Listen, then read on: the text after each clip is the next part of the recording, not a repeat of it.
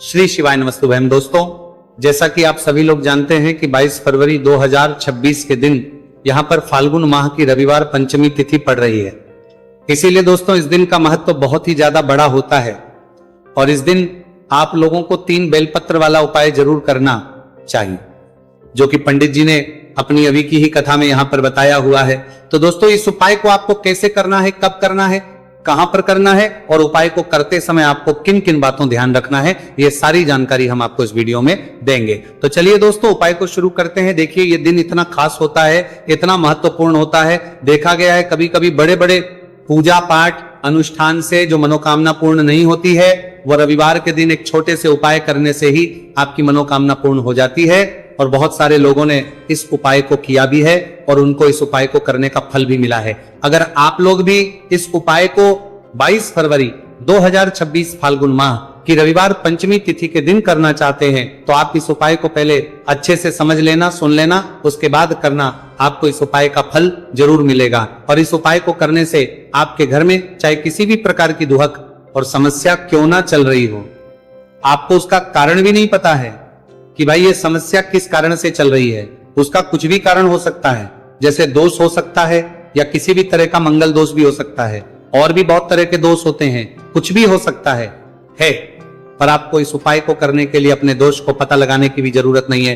22 फरवरी 2026 फाल्गुन माह की रविवार पंचमी तिथि के दिन इस 3 बेलपत्र वाला उपाय को आप लोगों को कर लेना है। दोस्तों, अब हम समझते हैं इस वाले उपाय को हमें करना किस समय है। तो सबसे पहली बात दोस्तों, हम समझते हैं कि ये 3 बेलपत्र वाला उपाय किसको है। तो देखिए, यहां पर सीधी सी बात है कि ये 3 बेलपत्र वाला उपाय जो उपाय है, ये किस लिए किया जा रहा है। ये मनोकामना को पूर्ण करने के लिए किया जा रहा है, या आपके जीवन में जो दुख और परेशानियां हैं उनको दूर करने के लिए किया जा रहा है, या आपका कोई बड़ा काम है जो कि नहीं हो पा रहा है, आप उसके लिए इस उपाय को कर सकते हो। तो सीधी सी बात यह है कि आप अपनी किसी भी प्रकार की मनोकामना के लिए इस वाले उपाय को कर सकते हो।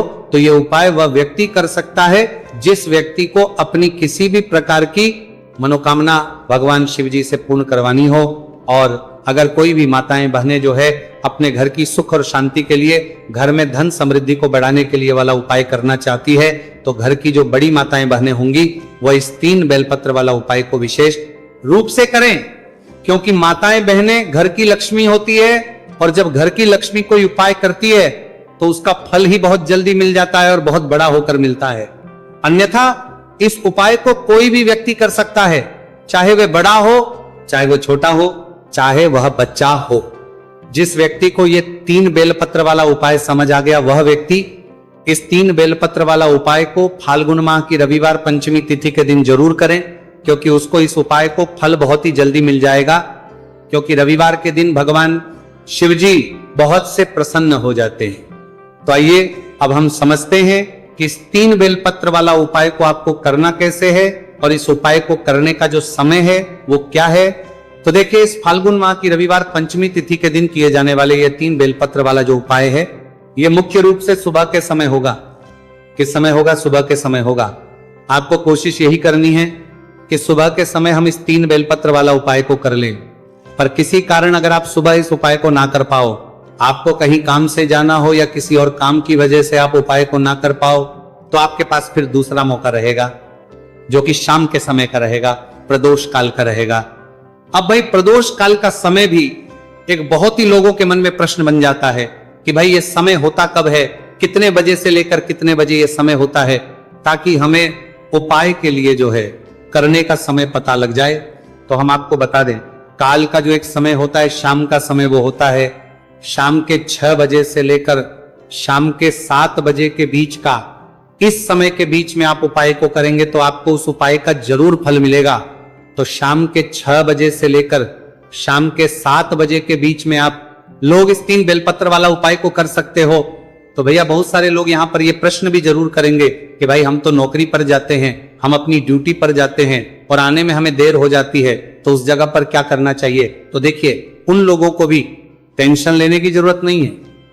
अगर आप लोग इस उपाय को शाम के समय प्रदोष काल में कर रहे हैं और अगर आप आने में देरी भी हो जाती है, आपको आने में 7 बजे तक आप नहीं पहुंच पाते हो, तो भाई आप 7 या रात 8 बजे तक भी अगर उपाय को करोगे तो भी चल जाएगा, और अगर इससे भी थोड़ा देर हो जाती तो भी आप उपाय को कर सकते हो, क्योंकि 22 फरवरी 2026 फाल्गुन माह की रविवार पंचमी तिथि का दिन है। यह दिन ही कम आता है पूरे साल भर में, इसलिए जब आपको मौका मिल जाए जब आप इस उपाय को जरूर कर लेना। कोई भी उपाय हो आप कभी भी कर सकते हो। रविवार द्वितीय तिथि के दिन बस कोशिश करना कि समय के थोड़ा मतलब अंतर्गत ही कर लो, पर किसी कारणवश अगर ना कर पाओ तो फिर आप थोड़ा देरी से भी कर सकते हो, आपको उपाय का फल जरूर मिलेगा। इस वीडियो में हम लोग पूज्य गुरुजी द्वारा बताए गए 3 बहुत ही खास उपायों के बारे में जानेंगे। ये उपाय आपके व्यापार के लिए होंगे, आपकी मनोकामना लिए होंगे, आपके कार्य को सफल बनाने के लिए होंगे। यानी आप कोई अपना कार्य कर रहे हैं जिसमें आप बहुत मेहनत कर रहे हैं, बहुत प्रयास कर रहे हैं, लेकिन उसमें आप कई महीनों के बावजूद भी सफल नहीं हो पा रहे हैं। आप महीनों से या फिर सालों से अपनी नौकरी की तैयारी कर रहे हैं, अपने व्यापार को बढ़ाने के लिए तैयारी कर रहे हैं, अपने धन प्राप्त करने के लिए नए नए मार्ग बनाना चाहते हैं, लेकिन आपका कोई भी कार्य सफल नहीं रहा है। तो पूज्य गुरुजी ने कहा कि आपको सिर्फ फाल्गुन माह की रविवार पंचमी तिथि के दिन यह विशेष उपाय जरूर कर लेना चाहिए। तो चलिए जानते हैं इस विशेष उपाय के बारे में, लेकिन उससे पहले एक प्रार्थना, अगर आप चैनल चला गया पर नए हैं तो कृपया चैनल को सब्सक्राइब अवश्य कर लें। चलिए जानते हैं गुरुजी द्वारा बताए गए सबसे पहले उपाय के बारे में। यह उपाय उन लोगों को करना है जिनके जीवन में आर्थिक समस्याएं चल रही है, धन से संबंधित चल रही है, घर में बहुत ज्यादा अशांति का माहौल बना हुआ है, आपस में लड़ाई झगड़ा रहता है, सुख समृद्धि की प्राप्ति जिन्हें करनी है उनको यह विशेष उपाय करना चाहिए। इस उपाय के लिए आपको 1 लोटा जल ले लेना है, तांबे के पात्र में अपने किचन से 1 लोटा जल भर लीजिए। फिर इसी के साथ आपको थोड़ा सा शहद ले लेना है, शहद आप आधे से भी आधा चम्मच ले सकते हैं। फिर सबसे आखिर में आपको 1 बेलपत्र ले लेनी है।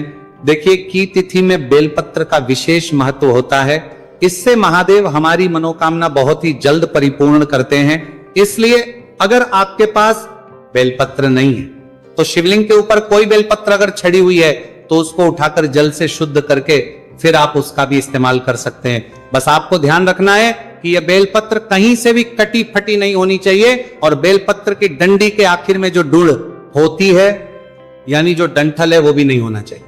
अब सिर्फ ये 3 सामग्री लेकर आपको पहुंच जाना है शिवालय पहुंचने के बाद आप एक काम करिएगा कि अगर दक्षिण दिशा में कोई नहीं बैठा है तो फिर आप दक्षिण दिशा में बैठ जाइएगा और उत्तर दिशा की तरफ अपना फेस कर लीजिएगा। लेकिन गुरुजी कहते हैं कि अगर शिवालय में भीड़ है तो फिर आप किसी भी दिशा में बैठकर शिवलिंग की पूजा प्रार्थना कर सकते हैं। देखिए अब सबसे पहले आप जो बेलपत्र लेकर आए हैं उस बेलपत्र में आपको नीचे से ऊपर की ओर 7 बिंदी रख देनी है। इस शहद से आपको पत्र में नीचे से ऊपर की ओर, बेलपत्र की जो चिकनी साइड होती है उस तरफ नीचे से ऊपर की ओर 7 बिंदी रख देनी है। आप अपनी अनामिका उंगली को शहद में डुबोइए और फिर इस बेलपत्र में चिकनी साइड नीचे से यानी डंडी के हिस्से से लेकर ऊपर की तरफ आपको 7 बिंदी रख देनी है। 1 बिंदी रखिए, ओम नमः शिवाय मंत्र का स्मरण करिए। दूसरी बिंदी रखिए, ओम नमः शिवाय मंत्र का स्मरण करिए। ऐसे ही आपको 7 करनी है और 7 बार ओम नमः शिवाय मंत्र का स्मरण करना है। बस आपको ध्यान रखना है कि ये बिंदी आप बेलपत्र की चिकनी साइड में ही रखेंगे। इसके बाद इस बेलपत्र को आप अपनी हथेली में रखिए, महादेव से प्रार्थना करिए कि आपके जीवन में जो धन की समस्या चल रही है, जो आर्थिक समस्याएं चल रही है, जिनकी वजह से आपके घर में शांति का माहौल नहीं है, सुख समृद्धि आपको जो प्राप्त नहीं हो पा रही है, दरिद्र दुर्भाग्य लगातार घर में बना हुआ है, तो इस समस्या को दूर करने के लिए, धन धान्य को बढ़ाने के लिए आप महादेव से प्रार्थना करिए। फिर ये एक बेलपत्र आप शिवलिंग के ऊपर समर्पित कर दीजिए। जिस तरफ आपने शहद लगाया है वो हिस्सा शिवलिंग में टच करेगा और बेलपत्र की डंडी जलाधारी की तरफ रहेगी। फिर आप जो 1 लोटा जल लेकर आए हैं उसको धीरे धीरे इसी बेलपत्र के ऊपर समर्पित करते जाइए और लगातार सुरेश्वर महादेव का स्मरण करते जाइए, क्योंकि रविवार के दिन द्वितीया तिथि पड़ रही है, इसलिए आपको महादेव का स्मरण करना है। फिर इसके बाद आपको वापस अपने घर आ जाना है। पूज्य गुरुजी ने कहा कि फाल्गुन माह की पंचमी तिथि के दिन प्रदोष काल में जो भी व्यक्ति इस विशेष उपाय को कर लेता है उसके जीवन से सारी समस्याएं समाप्त हो जाती है, धन दौलत की प्राप्ति होती है, आर्थिक समस्याओं का अंत होता है तथा सुख समृद्धि की भी प्राप्ति होती है। तो दोस्तों इस विशेष उपाय को आप इस रविवार के दिन फाल्गुन माह की पंचमी तिथि में जरूर करिएगा। अब जानते हैं गुरुजी द्वारा बताए गए दूसरे खास उपाय के बारे में। यह उपाय विशेषकर उन लोगों को करना है जिनका व्यापार आगे बढ़ ही नहीं रहा है, जिन लोगों ने अपनी दुकान डाली है, जिन लोगों ने अपनी फैक्ट्री डाली है, जिन लोगों ने भी अपना कोई भी नया का शुरू किया है, या फिर पुराना कार्य है, पुराना बिजनेस हो, पुराना व्यापार हो या नया बिजनेस व्यापार हो, और वह आगे बढ़ ही नहीं रहा है, लगातार उसमें घाटा हो रहा है, या फिर आप अपने जीवन में सफलता नहीं प्राप्त कर पा रहे हैं, तो फिर आपको यह विशेष उपाय जरूर कर लेना चाहिए। इस उपाय के लिए आपको 3 बेलपत्र ले लेनी है। यह उपाय बहुत ही खास है, इसलिए आप 3 बेलपत्र कहीं से भी ले लीजिएगा। अगर आपके पास बेलपत्र नहीं है तो शिवलिंग के ऊपर जो बेलपत्र छड़ी रहती है उनको उठाकर जल से शुद्ध करके फिर आप उनका भी इस्तेमाल कर सकते हैं। देखिए, ये तीनों बेलपत्र लेते समय आप ध्यान रखिएगा कि ये कहीं से कटी फटी नहीं होनी चाहिए। फिर सबसे आखिर में आपको ले लेना लोटा जल, तांबे के पात्र में जल लेकर, और ये तीनों बेलपत्र लेकर आपको पहुंच जाना है शिवालय। आप कोशिश करिएगा कि प्रदोष काल में ही इस उपाय को कर ले। अगर प्रदोष काल में टाइम नहीं मिल पाता है तो फिर पूरे दिन में किसी भी समय कर सकते हैं। शिवालय पहुंचने के बाद सबसे पहले आप जो एक लोटा जल लेकर आए उसको धीरे धीरे शिवलिंग के ऊपर समर्पित करते जाइए और सुरेश्वर महादेव का स्मरण करते जाइए। फिर इसके बाद 3 पत्र में से आपको पहली बेलपत्र लेनी है और माता अशोक सुंदरी वाले स्थान में समर्पित कर देनी है।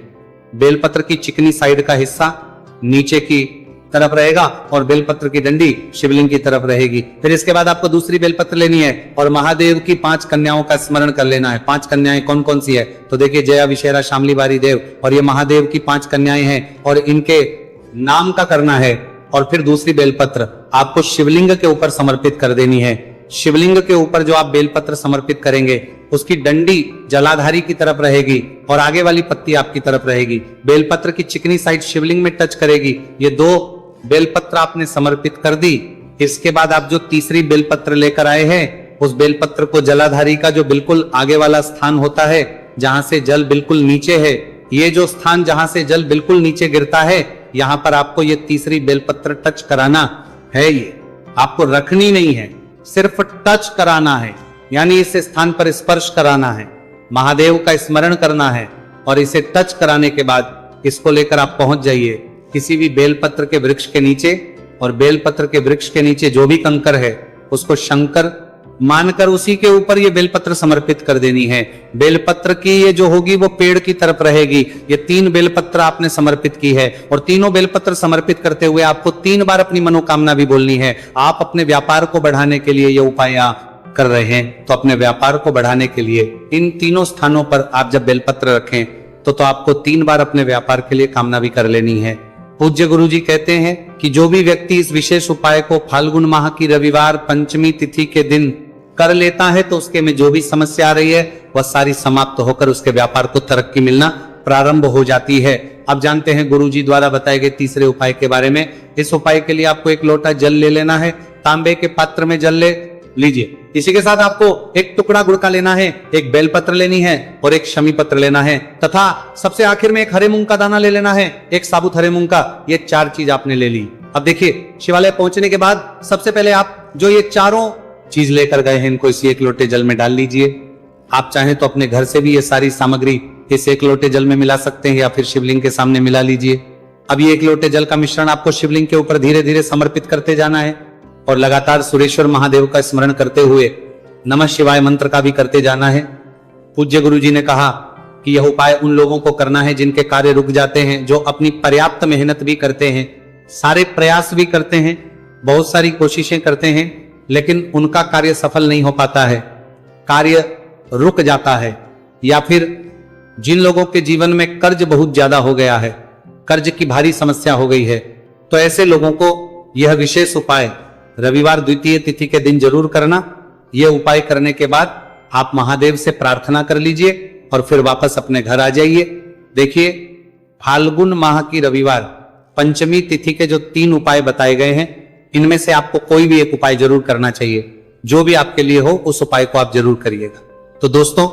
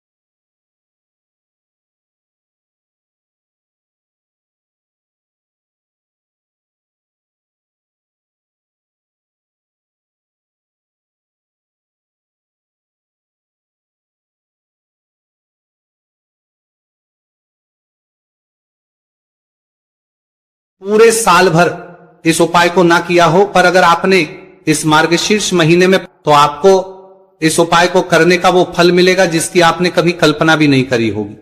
इसीलिए इस हल्दी दीपक वाले उपाय को एक बार जरूर कर लेना, ताकि आप लोगों के हाथ से यह मौका ना जा सके और आपको इस उपाय को करने का फल मिल सके।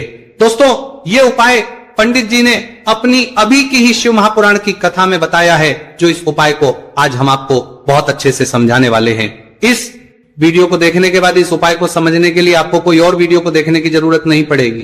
तो दोस्तों, इस उपाय को आपको कैसे करना है, कब करना है, कहां पर करना है, और उपाय को करते समय आपको किन किन गलतियों को नहीं करना है और आपको किन किन बातों का ध्यान रखना है, यह सारी जानकारी हम आपको इस वीडियो में देंगे। तो चलिए भक्तों, उपायों को शुरू करते। अगर आप भी चाहते हैं कि महादेव जी का आशीर्वाद आप पर सदैव बना रहे, तो वीडियो को लाइक करें, चैनल को सब्सक्राइब करें और कमेंट बॉक्स में हर हर महादेव जरूर लिखें। तो दोस्तों, यह थे पूज्य गुरुजी द्वारा बताए गए कुछ बहुत ही खास उपाय। अगर आपको जानकारी अच्छी लगी हो तो वीडियो लाइक करिएगा। मिलते हैं फिर एक नए वीडियो के साथ। श्री शिवाय।